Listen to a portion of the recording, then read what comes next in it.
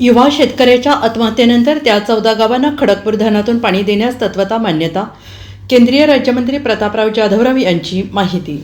खडकपूर धरणातून 14 गावांना डाव्या कालव्याद्वारे पाणी मिळावं यासाठी गेल्या अनेक वर्षांपासून आंदोलनं उपोषणं करून देखील दखल घेतली जात नसल्याचं देऊळगाव राजा तालुक्यातील शिवणी आरमाड येथील राज्य शासनाचा युवा शेतकरी पुरस्कार प्राप्त असलेल्या कैलास नागरे या युवा शेतकऱ्याने विषारी औषध पिऊन आत्महत्या करून 3 दिवसांपूर्वी आपलं जीवन संपवलं. आज त्यांच्या अस्थिविसर्जनाचा कार्यक्रम पार पडला, ज्यामध्ये केंद्रीय राज्यमंत्री प्रतापराव जाधव यांनी हजेरी लावून स्वर्गीय कैलास नागरे याच्या कुटुंबियांची त्यांनी सांत्वनपण भेट घेतली.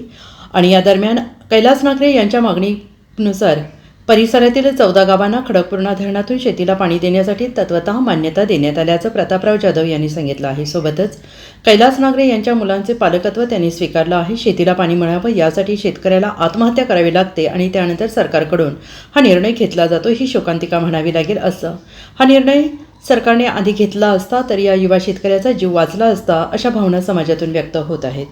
आज शिवणी आरमाळ या ठिकाणी या परिसरातल्या 14 गावाला खडकपूर धरणाचं पाणी मिळावं, त्यांच्या शेतीला पाणी मिळावं म्हणून गेल्या अनेक वर्षापासून संघर्ष करत असलेला कैलासजी नागरे यांनी स्वतःची जीवनयात्रा संपवली. या 14 गावाला पाणी मिळालं पाहिजे ही त्यांची भूमिका होती आणि निश्चितपणानं शासनानं तत्वतः मान्यता या 14 गावच्या पाण्यासाठी दिलेली आहे. आपले स्थानिक आमदार सन्माननीय श्री कांदे साहेब यांनी त्याबद्दलची माहितीसुद्धा आज त्या सावरण्याच्या कार्यक्रमामध्ये सर्व लोकांच्या समोर दिली. आणि याहीपेक्षा मोठा प्रकल्प वैनगंगा, नळगंगा, पैनगंगा, खडकपूर्णा हा 90,000 कोटी रुपयाचा आपण मंजूर केलेला आहे.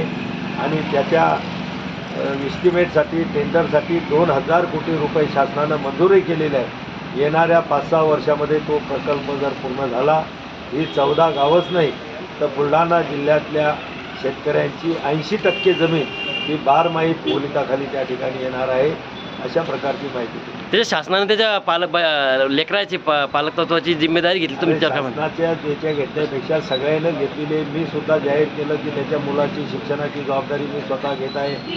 एका जे आहेत ते नागरिक त्यांनी सुद्धा त्या मुलीच्या शिक्षणाची जबाबदारी घेतलेली आहे.